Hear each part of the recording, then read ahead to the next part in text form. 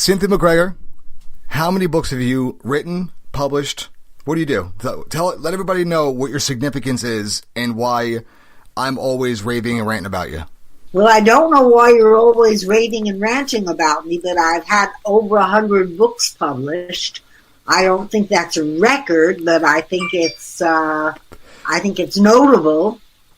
All right, so name some of your work, some of the work you've been involved in.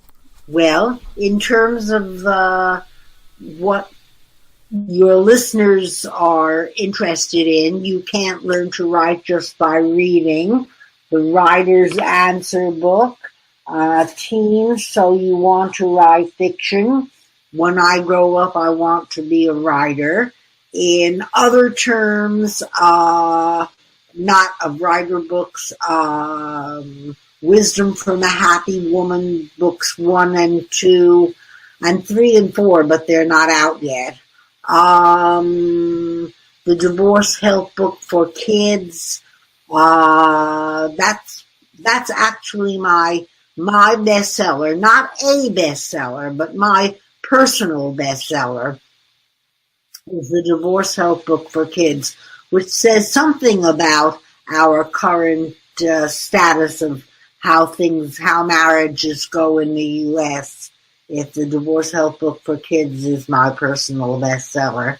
And my favorite book of my own is Heartfelt the Special Reindeer, which is it's a picture book for kids, about a reindeer with special needs, but also special powers. And she can see what into the hearts of people and reindeer, and know what their most heartfelt wish is. But she's a special needs reindeer. Her back slopes. Her 2 rear legs are much shorter than her 2 front legs, so her back slopes, and she wobbles when she walks. But she's a strong flyer. She's one of Santa's backup reindeer, kind of like a spare tire, the way you keep a spare tire in case you get a flat. Santa keeps some backup reindeer in his stable so that if one of the regulars isn't able to fly on Christmas Eve, he can call on one of his backups to fill in. And one Christmas Eve, Santa needs a 10th reindeer. Dasher, Dancer, Prancer, Vixen, Comet, Cupid, Donner, Blitzen, Rudolph, that's 9. And he can't get the sled off the ground. There's too many heavy presents. And he calls on Heartfelt. And she finally gets her chance to fly with Santa's team like she always wanted to. And she gets a chance to use her special powers in a way that saves Christmas for Santa and a young boy named James. And that's all I'm going to tell you. I'm not going to, this is not a spoiler. This is not a spoiler. I've told you too much already. But it's a heartwarming story. We're making a movie out of it, an animated special. And first time I've ever done that. And I'm very excited about it. In fact, tomorrow, well, not tomorrow as you broadcast this, but tomorrow as we're taping this, we're getting together and recording a snippet, about a 10-minute snippet of the full thing, so that the animator can figure out the best way to get his animation to the character's voice, the voice actors' voices. And so we're on our way. We're working on it, and I am like so pumped I can't begin to tell you. Who's doing the voicing? Is there nobody famous? Nobody famous. Not yet, right? Local actors who are good, but not names. See, that's something I've always got interested in. since the whole audiobook thing, the whole audiobook craze got really, really big lately, I've been kind of doing the whole talent search for the good audio book readers. And I hear a lot of people always have issues with they can't find good voice guys. They're everywhere. They're literally everywhere. Yeah. These guys. And it's, because you also do a lot of consulting and stuff with publishing. Me and you are always going back and forth. And that's one thing I always stress out to my listeners and people in my circle, that when I go rant off on publishing and rant off on books, it's with Cynthia MacGregor. Always. I always do it with you. Because you know what I'm talking about. You've been in the industry for way longer than I have, and you're a lot smarter point of authority than I am. So, writers coming in today that choose self-publishing, what is the best route for them, in your opinion? Like, what's the best process to make the best sale out the gate? Well, first of all, and full disclosure, I am involved part-time with a publishing company that has the self-publishing division is called Marlboro Media. That's not Marlboro like the cigarette. It's Marlboroughh, as in Marlboro, Connecticut, where it's based. And I work for them part-time. And they are, without a doubt, one of, if not the least expensive self-publishing outfits. And I really recommend them, not only because they are a good self-publisher, not only because they are an inexpensive self-publishing outfit, but because they are good and because I will supervise the entire process. So if you sign up with Marlboro Media, you got me. And I think that's a good thing. So I feel that a writer who wants to self-publish should, if they don't just go with Marlboro, they should examine the contract and the terms and the costs of whatever publishing company they go with, whatever self-publisher they go with, because a lot of them tack on outrageous prices for just unreal, things that they sell that you don't need, things that they sell that they don't do, things that they sell that they overprice. Forget it, Charlie Brown.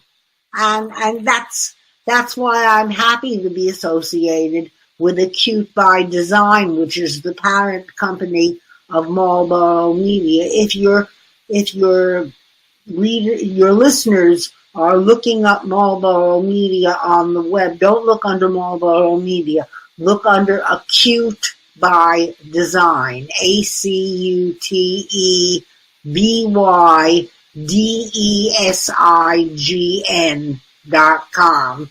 How's that for a plug? And,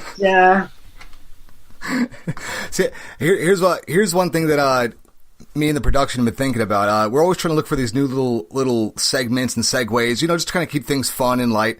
So we started doing this thing called Dumbest Questions Seen on Social Media, and that's been like my new thing. And I got so involved. We haven't even aired it yet, so we got so involved in it that I actually have a folder of maybe 30 or 40 pages of just dumb questions I've seen and incorrect answers. Like what? Huh? Like what? Oh, okay. So my favorite one is how much does it cost to be in the Library of Congress? That's all right. Explain why that's funny. Explain why to everyone that's funny. Well, because the Library of Congress is not a library. The Library of Congress is the government's collection of works that you can copyright your book with, and copywriting costs something, but it's not being in the Library of, oh my God, that doesn't, I shouldn't laugh. Really, I'm sure whoever asked in all honest innocence, And I shouldn't laugh at them. I really shouldn't. But that All right. really... So you want to hear the best response we had? Yes. That we had to mark down? Yes. One guy's response was, "I'll do it for $1,000," and the guy who responded to that was, "That's a good price." See, and here's what I tell people: if you go look up the Library of Congress, there's an actual, it's free to register. It's a free registry. It's a free complete registration. Like, we do it all the time. I help people out do it constantly. The PCSN's numbers and all that stuff. And, here's a new one. This one I found this morning when I woke up, went in the bathroom, and I do what every man does when they're in the bathroom, not contemplating life. I'm playing on Google, right? Or YouTube. Is that what men do in the bathroom? I had a different idea. I thought it involved a Playboy centerfold. It depends on the rating of the show, I guess. Huh? Where the hell was I going with this one? You killed me. You just cried. Like, you throw me. You're the only person that can throw me off track. You're the only one in the world that can throw me off track. Really? Don't. I enjoy it, but it's. I enjoy taking a Playboy centerfold into the bathroom too. And it's actually going to be a good keyword now for the show too. So I can actually. I know that's searchable. 10-second snippet. So anyhow, you were being different. You were taking Google into the bathroom, and I take Google in the back room, and so one of the questions I found was what's the difference between an ASIN and a ISBN? And now usually I'm getting ready to gear up and go, okay, here we go. Question. That's a ASIN is Amazon's number. Mm-hmm. Key number for a book, and ISBN is Valker's key number for a book.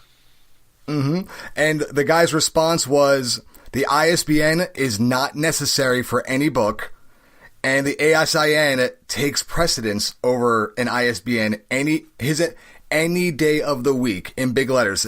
Thank you. And I actually get into it with a lot of people over this. I'm always telling them the ISBN, number one, is an ISO designated number that started off in like Ireland and the UK with the ISN and then internationalized. It's an actual ISO thing. It's the same people who do the labor laws, and I'm like, no, not right. Thumb down, big fucking thumb down.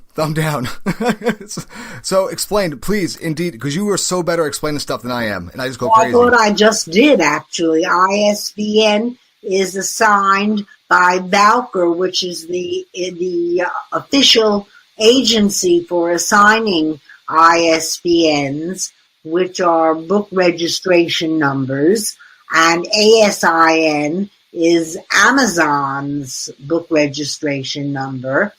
And if you have an ISBN, you don't need an ASIN.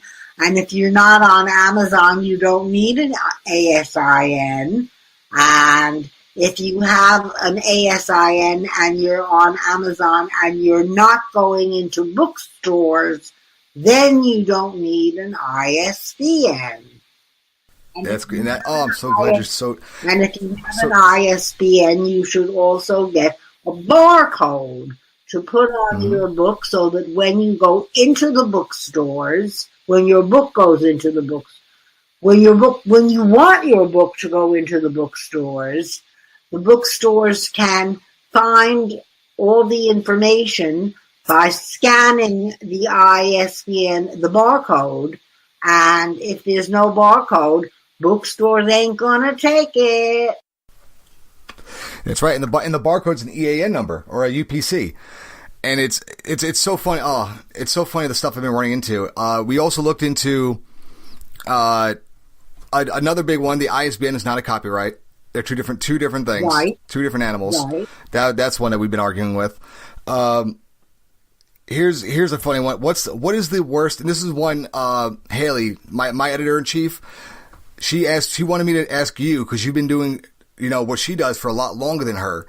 And she wanted to know, and she wrote down hers as well, so we'll disclose hers. What is the craziest editing that, said, like, what's the because a lot of people, when they write on their software, some of them do verbal and some of them just kind of go quick and autocorrects. What is the craziest verbiage you've seen in content of a book that you were like, that cannot mean what I think she means? Those are craziest edit. I think maybe what she means is, what's the craziest spell check mistake that you've ever seen? I really don't remember offhand, but there have been some doozies.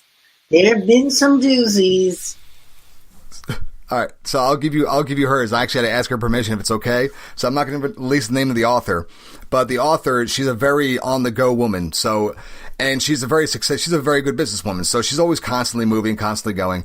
So she does everything by verbal dictation. And if your software doesn't pick up your verbal dictation, or you have a kind of like I do, I mutter a lot and I mumble. If you do that, it doesn't pick it up. So the one she had recently was. People were in awe. Here, I'm actually going to pull up the direct quote all right, here it is. People were in awe when they realized he was, Gurgin his Jurgen as on ongoing bypassers down the street. She just circled it and wrote WTF because she didn't even know what she was trying to say. And we haven't gotten a response yet. So and so she actually she sent me a couple clippets. He looked at her with spina bifida. I don't know how you do that one. I mean, I guess that's a good detail. If you're a descriptive writer, that would be a whole new way to look at somebody. I don't know what they were trying to say, but I'm sure it wasn't spina bifida. I didn't know this way when she showed me it. I was like, "Is that?" I was like, "What word is that?" I couldn't even like break it down and pronounce it. I was like, I felt like my 3-year-old. I was like, "What the fuck?" I was like, "What does this spell?" She's like, "Spina bifida." I'm like, "Why? Why is it in a book?" I was like, "Is this a documentary or an article or?" She's like, "No, it's a fiction." I'm like, "Oh, about what?" She's like, "Romance." I'm like, "That's not a good. Don't put that in there." She's like, "It's not mine." But all right, so a lot of young writers are coming out. People are coming out into the industry and trying to make a name for themselves in writing. And me and you have talked about this just yesterday. And I stressed recently that finding a secondary avenue of revenue is always big for writers because it's not what it used to be. It's not like back in the day when you can get brought in, 20, 30 years ago, and then that would be your revenue stream for however long your market sales do. But nowadays, since everything's so digital, we're digitally planed, it has to have a secondary revenue. You know what I mean? So what did you find to be the best source of extracurricular revenue to kind of steady aside you? Well, for myself, what I find is that being able to say that I've had many books published, I use that as a credential, and I get ghostwriting gigs and editing gigs and other kinds of writing gigs. I write anything from business materials. I spoke to a fellow this afternoon who wants me to write sales material, sales letters, and other sales collateral, and all sorts of things. He wants me to edit books. He has some ghostwriting work for me. He wants me to write some copy for some brief emails that he's sending out, email blasts. I suppose that's spamming, but what the hell, I'm not going to, as long as my name isn't on it. Halo. I hate spam. Oh God, I hate spam. But anyhow, to get back to my point, I've drifted off, as I so often do. My point is that if you can get a side gig writing and or editing, and of course don't try to edit unless you really can. Don't say just because I've written 3 books I can edit. Garbage. That's not the word I had in mind, but bull crap. Can I say that on the air? You could say horse shit, trash. Okay, bullshit in that case. Okay. Don't put yourself out as an editor if you're not. But you can put yourself out as a writer, a copywriter, a ghost writer, business materials writer, many different kinds of writer. And if you have books, in fact, I have, what the heck is the title of it? I don't remember now. It's out of reach. It's within sight of me, but not where I can read the title. Something like Writers Write for Real Money Right Now. That's not the right title. I don't remember now. But the gist of it is that if you get a couple of books, 2 or 3 books out there, and you can point to them and say, I'm a multi-published author, then it's something like Writers Make Real Money Right Now or something like that. Go to my website, www.CynthiaMacGregor.com, and you'll find the book, and I hope some of your listeners will buy it. And it's just a short little book. It's not a big book. It's a barely more than a booklet, but it tells you what I'm telling right now, only in greater detail. And basically, that's my stream of income other than from writing. Because face it, royalties suck. Nobody's making, unless you're Stephen King or somebody, nobody's making big bucks on royalties anymore. It just isn't happening. I got a PayPal payment the other day for 3 plays. No, 2 copies of one play and 3 copies of and 1 copy of a second play. 3 copies altogether that were sold by a play publisher that carries some of my plays. The royalty payment was for $3.52. Is that pathetic or what? That's big money, and that's. I'm so glad you actually brought that up, because the overall digital sale, that really is it's been highly declined because of the oversaturation of authors jumping into the space, and it's just. I mean, they did what 1.9 million or something like that, or close to that number last year alone in fourth quarter. I don't know.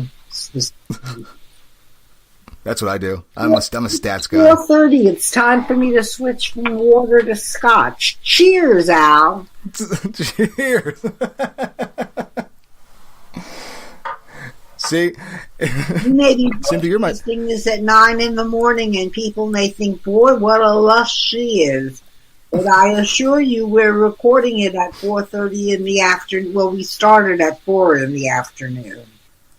It's 5 o'clock somewhere. It's 4:30 here, and that's good enough. That's good enough for me. Oh, man. You drive me. So people don't know. A lot of people don't realize that you do my right now segment, which is actually one of my best rating segment. And somebody asked me, it was recent. I think it was not this last lessons, but I think the lesson or 2 before that, we had your right now feature on my lesson series. And somebody asked me, like, man, he's like, that's really helped me out, really insightful. It's like, well, how do you write these things for her to script it, and why don't you script it yourself? And I was like, dude, there's no way that I can give you a quarter of what she can give you in this short little clip that she does in an hour of me ranting and cursing at my microphone. I sent you 3 more right now this afternoon. And you said 5 or 6 you wanted this time, so I'm going to send you another 2 or 3. Al, those cigarettes are no good for you. I'm telling you, weed is the answer. It's illegal, but it's a lot healthier. I'm telling you, that medicinal marijuana is making a come up, man. And I'm so behind. I keep reading studies on it because I haven't really smoked since I don't know. I quit years ago. I started getting really sick to it, and so a buddy of mine told me that a lot of my because I don't eat right and stuff, because I used to do, combat sports, and I had to cut a lot of weight, and so my dieting's really messed up, my stomach gets messed up. And so my buddy said, try doing edibles.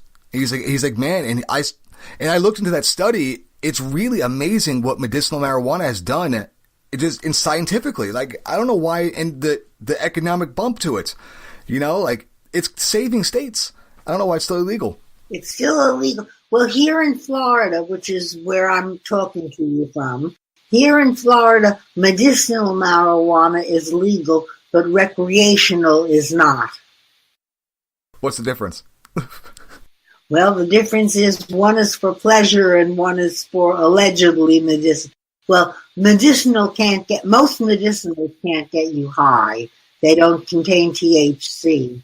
They contain CBD, cannabidiol, I'm mispronouncing it, but CBD, which does not get you high. The active ingredient that gets you high is THC, tetrahydrocannabinol, and I probably mispronounced that one too. I can spell it, but I probably can't pronounce it. And I tried an edible last year. A buddy of mine, he's from Cali, and he gave me one of those edibles, and it was just a little star shape. And I was like, oh man, do I eat the whole thing? He's like, no, if it's your first time, he goes, take half. I was like, oh, okay. So I went ahead and I sectioned it and I tried it. Number one, is my best writing I had in a long time. I wrote about all kinds of crazy shit. It was good too. My standards, it was good. But, and also I was in a trance for maybe, damn near catatonic for about 4 hours.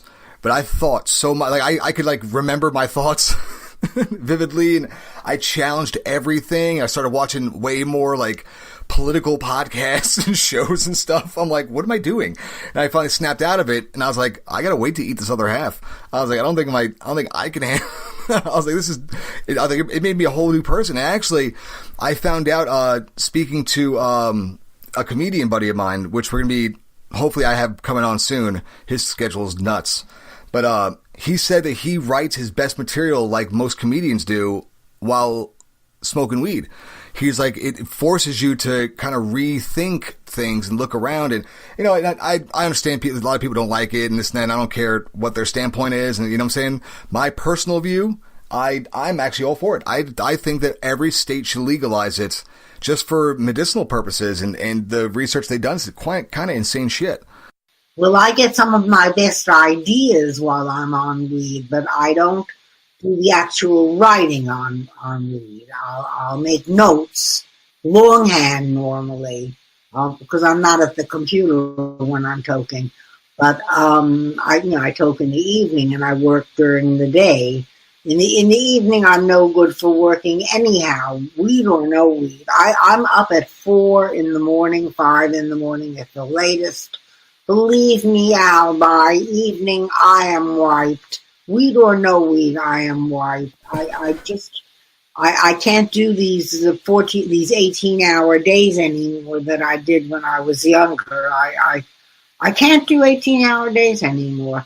So I'll quit around 5 usually, which means I put in like a 12 or 13 hour, a 12 or 13 hour day, which is enough.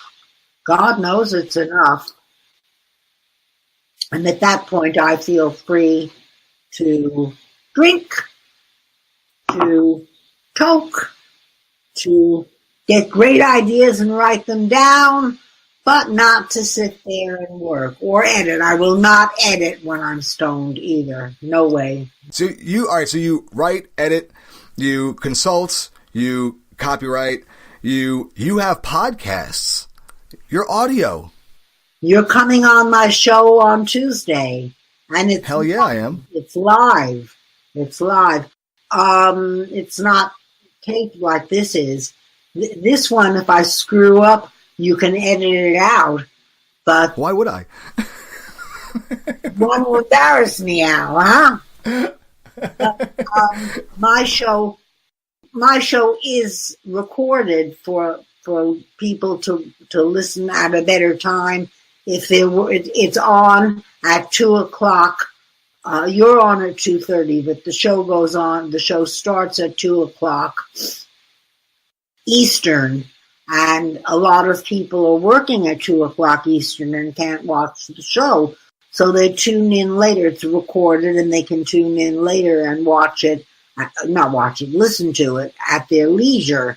But I lost my train of thought. What was I saying? Oh crap! Totally lost my train of thought. Oh, frick. Well, anyhow, the show is live. I think that's where I was going at 2:00. So even though it's recorded and people can listen to it later on, it goes out live at 2 p.m. Eastern on Tuesdays. And if you screw up, you screw up. See, I've been dying to do it too for like the longest time, and we keep saying that we're gonna get each other on, and I'm the worst with writing times down. And every time I write a time down, I always put it in like a Word document, never save it. And that's like today. We're supposed to record like 2 hours earlier, but I'm over there at my producer's house, upgrading my software. And then you're like, what the hell, dude? I'm like, shit. And that's, but live is the way to go though. What's the name of your show? To let people know what the podcast, I know we're on too. In the Spotlight. Where can they find it? Well, it's... Crap, I knew you were going to ask me that. You can find it on Crimson Cloak Radio, and you can find it on Spreaker, but I don't know where to find it on Spreaker. But if you go to crimsoncloakpublishing.com, because see, it's not my show technically, it's their show. I mean, I produce it and I host it and I do the whole schmear, but technically I don't own the show. Technically Crimson Cloak Radio owns it, sponsors it. It's technically their show, even though it's my show. And I had another show until recently that was my show, but I gave it up. And so I'm now doing only one show a week instead of two. And so if you go to crimsoncloakpublishing.com and look for the radio, you can find it there. And that's one place that I haven't forgotten the URL of. And you can listen to it there. And it's called In the Spotlight. But I think it's just listed as Crimson Cloak Radio on the Crimson Cloak Publishing.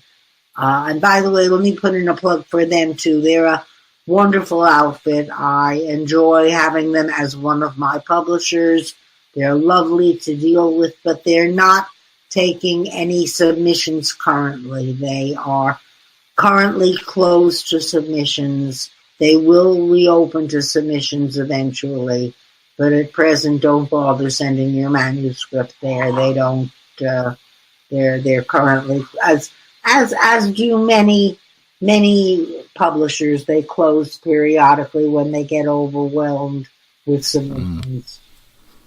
Yeah, when I used to run Gladiator, and when we were about 4 months in, we had, I think it's like 15, no, we had 15, 16 authors altogether, and there's only, at the time, it was only a 4-man team, 4 or 5-man team, and we had to wait until our staff numbers, because we had to retrain, and, had to teach process, and then rules and laws, and it's a lot of stuff people gotta do, and so we had to shut down, acceptance queries and submissions, and I kept going out and acquisitioning new authors, and my partners are getting pissed off. They're like, what the hell are you doing, man? You shut down queries. I'm like, yeah, well, we can't take no more. He's like, you brought on 3 more.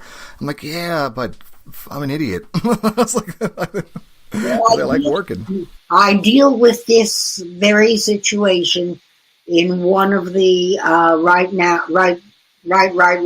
segments that I sent you earlier today, which I assume you'll be airing in the near future. The fact that if you get declined, which is the industry polite term for rejected, it's not necessarily a reflection of your manuscript. It can be for a variety of other reasons, having nothing to do with your subject matter or the quality of your writing. They may just be overwhelmed and not accepting new material, or they may have recently accepted a similar book on a similar topic and not want two competing titles out at the same time, and they decline your book not because it sucks, just because their schedule is full. I go into it in more detail in the segment that I sent you, but that's the gist of part of what I had to say.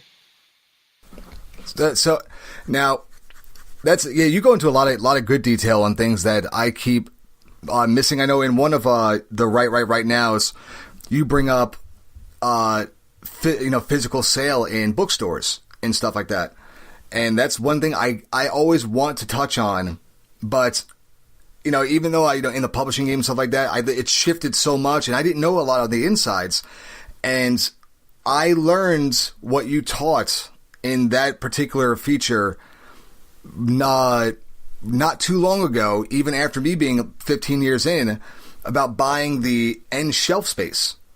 And I didn't know they had like a 3-day span and end caps. They're called. Yeah, you have to pay for them. You don't get them just because your book is shiny, bright, new, and wonderful looking, or because the content is fabulous.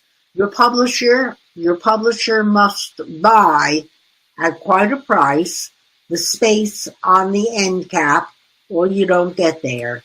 It's not a matter of what book looks like it's going to sell best, or what book has the best cover, or the best spine, or anything like that. It's strictly pay to play. And that's a lot of the industry too now. It's a lot of it turned into you can get there if you pay, and it's never a long lasting. It always has a low shelf life, and it's gotten kind of crazy. And that's another thing that seems to be a high misconception. In your opinion, since you're very communal with other writers, and you're very engraved in the whole community, what would you think is the biggest, most common question and the most profound misconception that you would like to set straight? Well, that's one of them right there. The end cap question is one of them right there. And then I think another is, why can't my publisher get me into the bookstores? Asked by someone whose book is with a boutique publisher. Many, if not most, of the boutique publishers don't get into the bookstores, and the reason for that is primarily the fact that there's a cost involved in printing a whole bunch of books and sending them out to bookstores only to have them come right back in a month if they haven't sold fabulously and flown off the shelves. And the fact is that you can have a wonderful book. I mean, there are many wonderful books out there, both fiction and nonfiction, that just, for one reason or another, having nothing to do with the quality of the writing or the topic of the book or the quality of the print job or who they're published with, but they just don't fly off the shelves. And writers who are with conventional, traditional publishers will see their books on the shelf and then off the bookshelf a month later, and they want to know why. The reason is the next batch of books has come in, and they need the shelf space. And if your book isn't selling phenomenally, off it comes to make room for the new batch of books. And a lot of the boutique publishers, if not most of them, simply aren't funded to print that many copies of the books and have them go out to the bookstores only to have them come back and pay the freight for them going out and back, and then stockpiling the books that weren't sold, because a lot of the boutique publishers, again, many if not most, are working on a print-on-demand technology, which is a relatively, not brand new, but relatively new technology wherein the books are printed as they are asked for, as they are sold. And so each copy of a book costs a little more to print than with the old style where you order 1,000, but you don't have to warehouse them. You don't have to buy 1,000 copies and maybe the darn thing doesn't sell. And when I say you, I mean the publisher now. The publisher doesn't have to warehouse the books, buy 1,000 copies or more. And so the books are printed on demand, 1 at a time, 5 at a time, 10 at a time, maybe 100 at a time if the book is selling really well, but not 1,000 at a time. And so the publisher can't send 10 copies to every bookstore in America and barreling back if they don't sell. And so I get asked, why isn't my book on the shelf? There's your answer. If it was with a conventional, traditional publisher and it was sent out, if it wasn't a phenomenal seller, it was cleared off the shelves to make room for the next wave of books. And if you're with a boutique publisher, chances are it was never sent to the bookstores in the first place. It's available for sale on the publisher's website and maybe Amazon and maybe Goodreads or some other place like that, barnesandnoble.com, but not in the bookstores. And that's why. Period, end of sentence. Next question. All right, so Cynthia. Ooh. I had a really crazy feedback. Ooh. Yeah, I had weird feedback. It's not your fault, it's mine, because it's my fault. All right, so. Oh, yeah, I got the kids running around. Now they're all trying to link onto my Wi-Fi. Damn. Succubuses. How many kids do you have?